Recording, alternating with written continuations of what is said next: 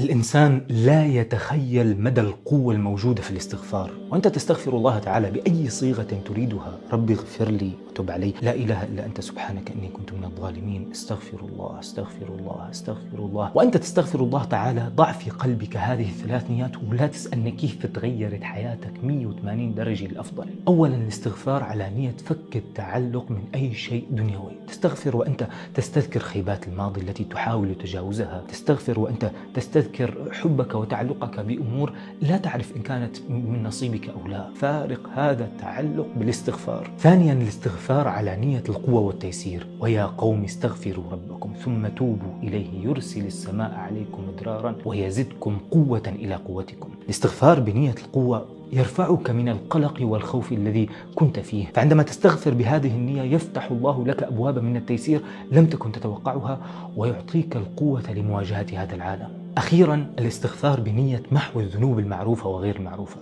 في فراغات بالقلب يتغذى عليه الشيطان، هي عبارة عن ذكريات تضعف الإنسان وتعيده لنقطة الصفر. فكلما استغفرت أكثر يملأ الله تعالى هذه الفراغات بنور ذكرك وتوبتك له، ولن تحصي أبواب التيسير بعدها أبدا.